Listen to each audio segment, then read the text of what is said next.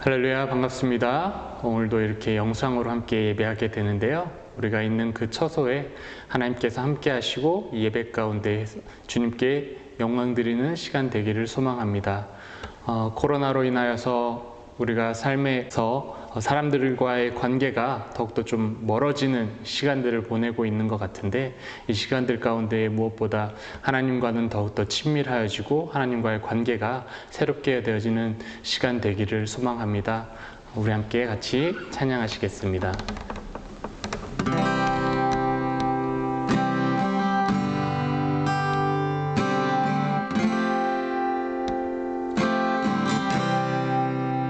주 예수보다 더 귀한 것은 없네. 이 세상 부귀와 바꿀 수 없네. 영죽을 내 대신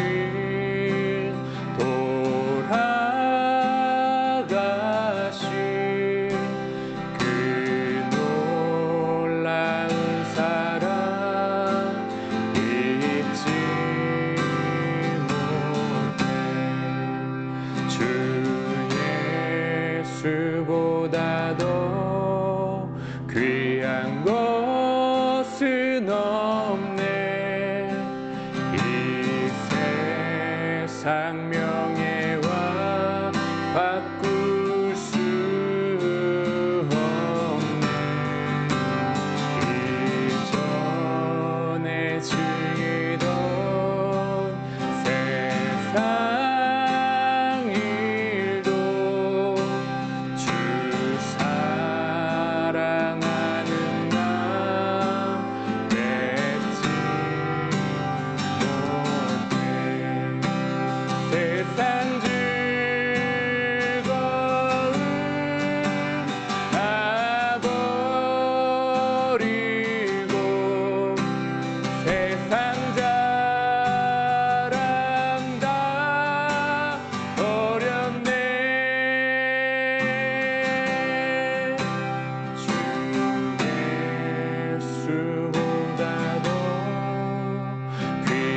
것은 없네. 예수밖에는 없네. 주 예수보다 더 귀한 것은 없네. 이 세상 행복과 바꿀 수 없네. 유혹과 핍박이 몰려와도 주 섬기는 내 맘 변치 못해. 세상 즐거움 다 버리고 세상 자랑 다 버렸네. 세상 즐거움 다 버리고 세상 자랑 다 버렸네. 주 예수보다 더 귀한 것은 없네. 예수밖에는 없네. 주 예수보다 더 귀한 것은 없네. 예수밖에 후회는 없네.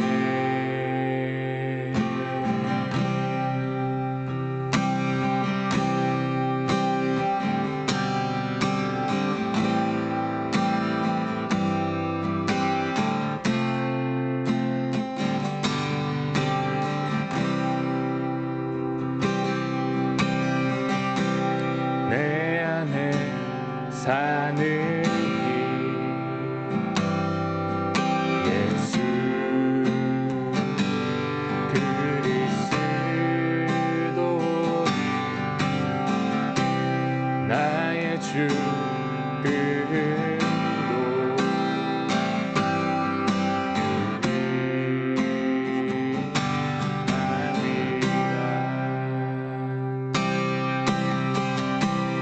내 안에 사는 예수 그리스도 나의 주님도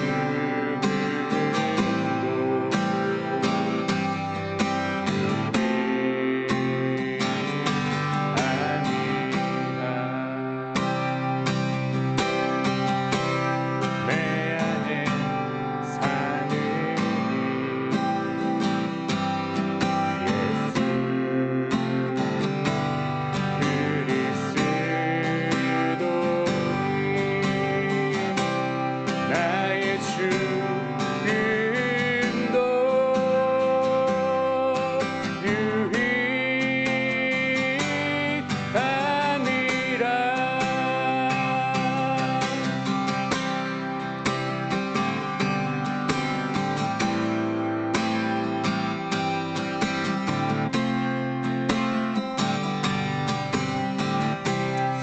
시간 함께 같이 기도하실 때에는 날마다 나는 죽고 내 안에 계신 오직 예수님만 드러나는 삶 살게 해달라고 함께 같이 기도하시겠습니다.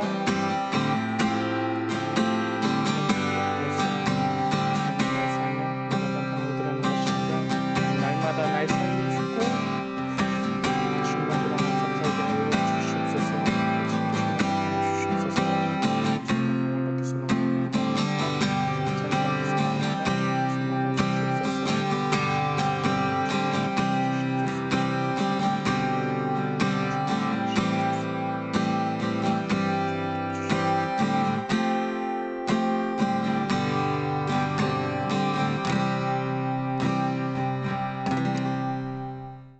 한 주간 평안하셨습니까? 요즘은 자신을 드러내는 시대입니다. 그래서인지 가끔 SNS에 접속하면 반가운 소식도 있고 자신을 드러내는 글들도 많음을 보게 됩니다. 흔히 요즘 말로는 누구나 인싸가 되고 싶어 합니다. 인싸는 인사이더라는 뜻으로 각종 행사나 모임에 적극적으로 참여하면서 사람들과 잘 어울려 지내는 사람을 이르는 말입니다. 그래서 어떤 이들은 본인이 하지 않은 일들도 마치 자신이 한 것처럼 꾸미는 시대가 되어버렸습니다. 현실이 아닌 이상을 더 중요하게 여기는 시대가 되었습니다. 내가 하지 않아도 다른 사람의 삶을 통해 대리만족을 느끼는 가상의 시대가 되었습니다. 현실 감각이 더욱 무뎌지는 것 같습니다. 그래서 우리가 상상하지 못하는 악한 일들도 계속해서 일어나는 것입니다. 이런 우리에게 예수님은 세상의 논리와는 전혀 다른 방식의 삶을 우리에게 가르치십니다. 이제 본문의 말씀을 읽어보도록 하겠습니다. 이르시되 인자가 많은 고난을 받고 장로들과 대제사장들과 서기관들에게 버림받아 죽임을 당하고 제3일에 살아나야 하리라 하시고 또 무리에게 이르시되 아무든지 나를 따라오려거든 자기를 부인하고 날마다 제 십자가를 지고 나를 따를 것이니라. 누구든지 제 목숨을 구원하고자 하면 잃을 것이요 누구든지 나를 위하여 제 목숨을 잃으면 구원하리라. 사람이 만일 온 천하를 얻고도 자기를 잃든지 빼앗기든지 하면 무엇이 유익하리요? 누구든지 나와 내 말을 부끄러워하면 인자도 자기와 아버지와 거룩한 천사들의 영광으로 올 때에 그 사람을 부끄러워하리라. 아멘. 우리는 계속해서 누가복음을 살펴보고 있습니다. 오늘은 9장입니다. 먼저 1절에서 6절을 살펴보면 예수님이 12제자를 밖으로 내보내는 장면이 나옵니다. 모든 귀신들을 제어하며 병을 고치는 능력과 권위를 주시고 하나님의 나라를 전파하며 아픈 자들을 고치라고 제자들을 세상으로 보내십니다. 그동안 예수님을 따라다니며 보고 배운 것들을 삶 속에서 드러내기 위해서 제자들이 이제 실습을 하게 됩니다. 보내지는 조건은 아무것도 지니지 않는 것이었습니다. 이 여행을 위해 지팡이도 배낭도 양식이나 돈 그리고 여벌의 옷도 없이 그들은 그저 예수님의 명령대로 각 마을을 다니며 복음을 전하며 병을 고쳤습니다. 그리고 얼마의 시간이 지난 후 그들은 돌아왔습니다. 예수님께 자신들이 겪은 일들을 고백하고 이제 쉬려고 할 때 예수님은 다시 제자들을 데리고 베세다라는 마을로 가십니다. 그리고 예수님은 항상 똑같이 하나님 나라를 선포하시고 병 고치는 사역을 하셨습니다. 날이 저물어가고 배고픔이 느껴질 때 그들은 무리를 먹이기 위해 돌아다니지만 떡 5개와 물고기 2마리 이외에는 아무것도 얻지 못합니다. 얼마나 힘든 시간이었겠습니까? 여정을 마치고 쉴 틈 없이 또 복음의 여정이 계속되고 있습니다. 그리고 당장 겪고 있는 이 배고픔의 상황 속에서 과연 우리라면 어떤 삶을 살 수 있을까요? 제자들은 아무런 방법을 찾지 못했습니다. 그런 그들에게 예수님은 너희들이 먹을 것을 주라라고 하십니다. 제자들에게는 얼마나 야속한 소리로 들릴까요? 가지고 있던 떡과 물고기에 축사하신 예수님은 그 자리에 모인 무리를 먹이셨습니다. 모든 사람이 다 먹고 남은 조각이 12바구니나 되었습니다. 바로 오병이어의 기적이 일어나게 된 것입니다. 9장 1절부터 제자들을 보내신 예수님은 제자들에게 당부한 것이 아무것도 지니지 말고 하나님 나라를 전파하며 병든 자를 고치는 것이었습니다. 먹을 것도 잠잘 곳도 없었지만 그들은 어려움이 없이 사명을 잘 감당하고 돌아오는 은혜를 경험했습니다. 이와 같이 놀란 하나님의 함께하심과 은혜를 경험했음에도 삶 속에서 이 배고픔이라는 문제 앞에 다시 믿음 없는 연약한 모습으로 돌아왔습니다. 주님의 먹여주심과 채워주신 하나님의 은혜를 쉽게 잊어버리고 말았습니다.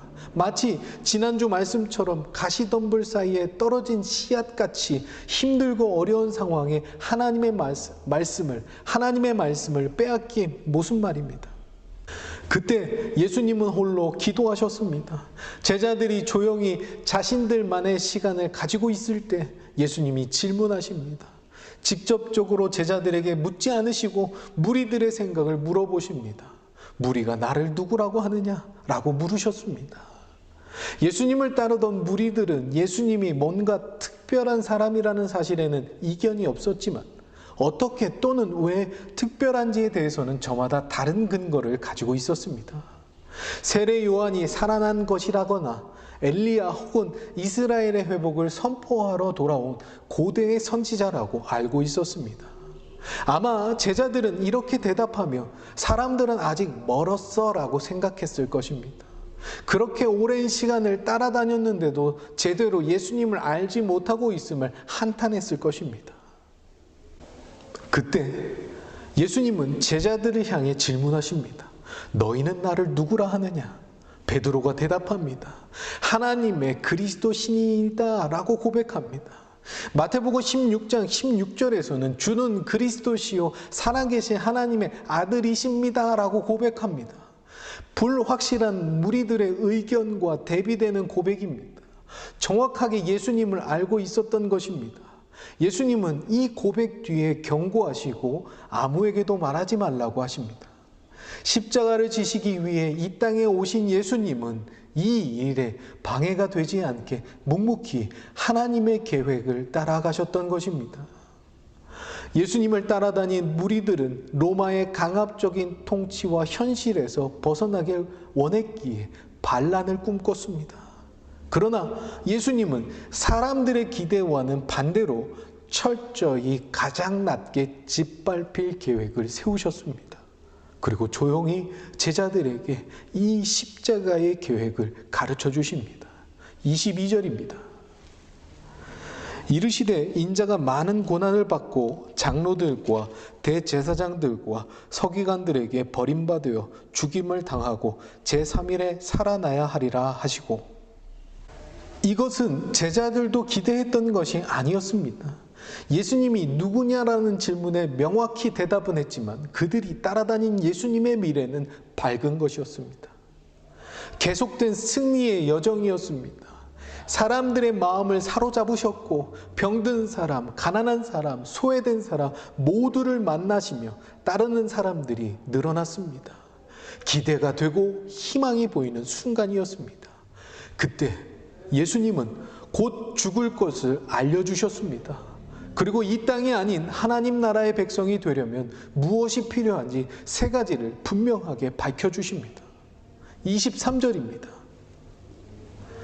또 무리에게 이르시되 아무든지 나를 따라오려거든 자기를 부인하고 날마다 제 십자가를 지고 나를 따를 것이니라. 첫 번째는 자기를 부인해야 합니다. 자기를 부인하는 일은 내가 원하는 것을 거절하고 하나님이 원하시는 것에 순종하는 것입니다. 두 번째는 자기 십자가를 지는 것입니다. 사형수들은 자신들의 사형 도구들을 사형이 집행될 장소까지 직접 날라야 했습니다. 자신의 사형 집행 도구를 나른다는 것은 자신의 행동을 이해할 수 없는 절망적인 일입니다. 이처럼 십자가를 진다는 것은 나의 모든 욕구를 무시하는 것입니다. 마지막으로 세 번째는 그리스도를 따르는 것입니다. 원어적 의미로 보면 어떤 사람의 뒤에서 같은 방향으로 가는 것, 뒤쫓는 것을 의미합니다. 세상이 아닌 내 뜻도 아닌 예수님의 뒤를 계속해서 묵묵히 따라가는 것을 의미합니다. 이렇게 살아야 되는 이유는 24절부터 26절에 설명하십니다.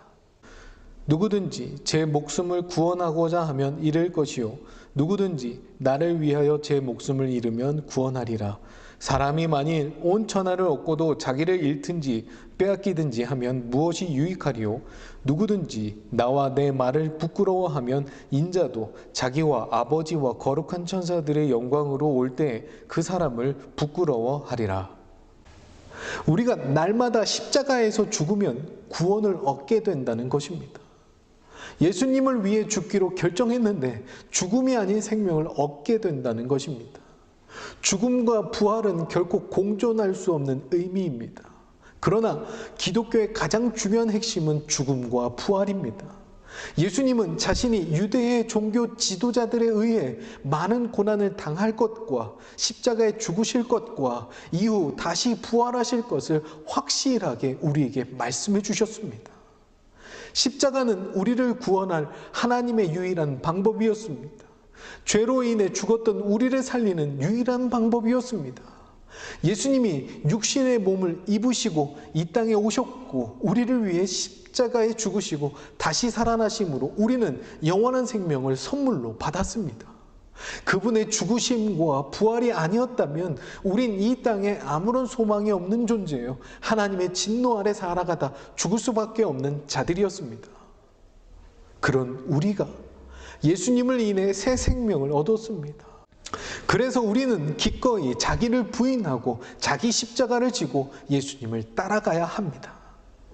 만약 우리가 예수님의 고난과 희생에 참여하기를 거부한다는 것은 그분을 주님으로 인정하지 않는다는 것입니다. 이제 우리 차례입니다. 우리도 많은 영혼을 살리기 위해 예수님의 제자로 죽기를 결단하며 살아가야 합니다. 그러면 우리를 통해 예수님의 생명이 흘러가게 될 것입니다. 이제 말씀을 정리합니다. 예수님은 하나님의 계획에 순종하시기 위해 준비하십니다. 제자들을 파송하셨고 계속된 채워주심과 우리의 삶의 주인이 하나님이심을 깨닫게 하십니다. 그리고 이제 요구하십니다. 온전히 나를 따라올 수 있겠냐라는 것입니다. 그래서 이렇게 질문하십니다. 무리는 나를 누구라 하느냐? 너희는 나를 누구라 하느냐? 알고 있는 그 믿음대로, 아니 그 이상을 요구하시며 변화되어서 하나님 말씀에, 하나님의 뜻에, 하나님의 계획에 순종을 결단하라고 하십니다. 그러나 우리는 완벽한 순종이나 전적인 헌신에 이를 수 없습니다. 그런데 주님은 우리에게 그것도 요구하지 않으십니다. 하지만 우리는 발전하고 성장해야 합니다. 우리는 이제 결단해야 합니다. 한 주간 주의 말씀 묵상하시고 믿음으로 하나님 말씀 앞에 결단하시길 주님의 이름으로 축원합니다. 기도하겠습니다. 하나님 감사합니다.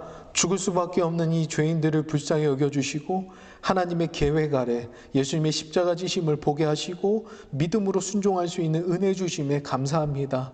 이 어두워져가는 세상 앞에 우리의 죄악을 용서하여 주시옵고 다시 한번 자기를 부인하고 자기 십자가를 지고 예수님을 온전히 따라갈 수 있는 주의 백성으로 삼아 주시옵소서. 그래서 이 땅에서 죽어가는 영혼들을 이끌어갈 수 있는 복음의 도구가 되게 하여 주시옵고 하나님 말씀이 삶 속에서 드러날 수 있는 믿음의 발걸음들이 되게 하여 주시옵소서. 우리가 살고 있는 이 루안다 땅과 대한민국 조국을 불쌍히 여겨 주시옵고 주의 이름으로 살아갈 수 있는 은혜가 있게 하여 주시옵소서. 여러 가지 어려움 속에 놓여져 있는 수많은 영혼들을 불쌍히 여겨 주시옵고 다시 한번 깨달아 하나님이 우리 인생의 주인이심을 깨닫게 하여 주시옵고 다시 한번 결단함으로 주의 말씀에 변화가 일어날 수 있는 삶의 자리들이 될 수 있도록 아버지 인도하여 주시옵소서. 한 주간도 하나님 말씀으로 승리하게 하여 주실 것을 믿사오며 살아계신 예수님의 이름으로 기도하옵나이다. 아멘.